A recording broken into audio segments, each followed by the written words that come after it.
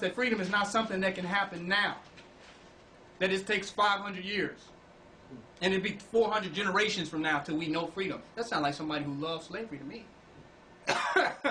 If you really, really hate the freedom, hate the enslavement and the oppression of your slave masters, how could you project your own Holocaust for 500 more years? It's going to be 10 generations down. We might not free our people today, but, 5,000 years from now, it's going to all be set into place. You don't sound like you sound like you love slavery. Any person who ain't trying to get out of slavery today, who not plotting and making a direct act. And when I say a direct act, people make a lot of excuses. I'm going to work for my job, and eventually I'm going to save up the money on my job, and then I'm going to put this money in towards the revolution, and this is going to somehow work for us to be free. How many people have said that? Well, people go along with this type of talk, that we're going to keep working and going on with the system, and just one day, we shall overcome. It ain't today. But one day, after I save up 20 checks, you know what I'm saying? Right. After I get this promotion, I'm going to be free. And they don't have the courage and the dignity to step out right now. They don't have the pride. Some people think that somebody's coming for them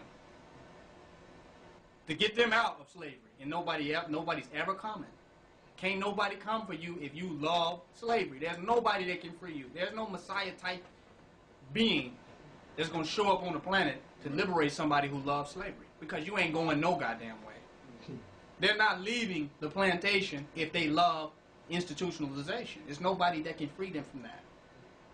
So that means there's no Messiah coming to liberate these people who love. The only thing that can free them, the beginning of their freedom, is their love of freedom itself. That's the beginning. And that's a personal process.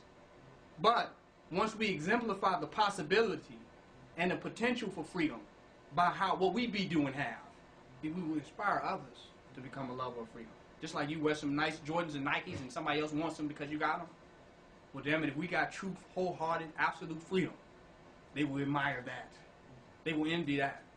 And that envy of our freedom that we have will make them inspire towards freedom. And that's the beginning of the revolution. So our job is to be free as possible. Is to manifest our freedom even more so. To be more potent in our expression of freedom. And that starts off with the freedom of speech, which is the DVD ministry. I got the freedom to get up here and keep saying this shit and putting this shit out every week. I got the freedom to keep saying that. And I'm going to keep exercising the freedom. Because only out of freedom can we say what no coon will ever be able to say.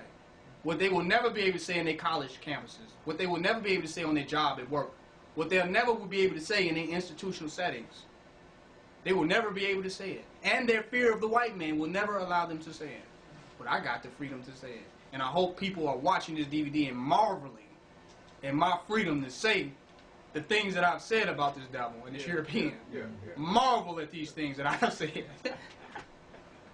And be inspired to manifest your level of freedom. So it takes that free black man, which all of us must become and must embody more and more daily. It takes that free black man to motivate and inspire others to be free. It takes that person to love freedom that much. And each one of us have to become that person more and more. And it's more important that we become that person than that we even try to liberate others. It's more important for us to totally love our liberation. But they teach us that sacrifice. We got to sacrifice and be slaves for another 200 or 300 years. And that's a part of freedom. We sacrifice our lives and somebody else is going to be free at some point. No, what you get is another generation of sacrificers. And you know the example that we have for our children? Sacrifice. And you know what they become? Sacrificers. We must wholeheartedly manifest freedom. We don't love Kemet because they sacrificed. We love Kemet because they manifested. We can see the monuments of their greatness. We don't see a sacrificial society. We see a master society who have manifested their freedom to be master builders and build. That's what we see, and that's what we aspire to. So unless we become that, then what are we leaving for them? What images, what energy is being conveyed to them? Then we're teaching our children, we're raising them to become slaves. We're raising them to become compliers, to become subdued. Well, this is the way the system is, and you got to learn this to do this for the system, and the system, fuck the system. You hear the point I'm making? And that's the attitude that they won't let us have, that attitude. There's something wrong with that attitude. And that the whole idea of education is for you, and some people drop out of school and be like, forget this. Why do they do that? Because it's not in them to be subdued and to comply and let somebody else control their mind. They're not trying to learn about no Columbus and none of that. They're not trying to have somebody standing over their ass all day, sitting behind a desk, telling their ass what to do and what not to do. They're just not going to, by nature, they're not going to go for this. And we force them, so that person will have been Che Guevara. That person would have been the radical. But at home, the radical is broken. You got to comply now. You got to go. It's just, look at the world we live in. The world we live in don't accept black people being free. Do you see what we are teaching them from the cradle? The world don't, now you got to, this is how the world is what you make it. The world is what we make it be. There's no world out here where there's not, you know, that there's no room for us to be who we are. The world is what we become based upon what we be when we be who we are. You see the point I'm making? But they act like it's this world out here that's, oh, you know, this is the world. It's just the way of the world. You live in America. What the hell is America? America used to be indigenous land where Native Americans had freedom. The image and reality of what America is has changed over the last thousands of years. There's no such thing as America. What there is humanity that impacts reality. And reality will always be the effect of the humanity that impacts it. So there's no solid reality out there, period, of this, that, or the other. That reality will become the minds, energies, the aspirations of the people who lived in that time. That's what it will become. But this European got us believing in a world that's somehow solid. That's the way the world is. So our people don't approach it that they can manifest and make it. They approach it from the perspective that they must comply to it for what it is. This is how it goes. So we don't create. We're not creators that make it. We're people that just go along with it. Whether going along with it means becoming a criminal or go along with it means becoming an institutionalized dummy. Either one way or the other. That's either perspective that we have. But there's some of us that said the world, we're going to make this world. We ain't going to go along with what we have seen. We're not going along with what hasn't been allowed to be. We're going to make this society and this community that which manifests our aspirations.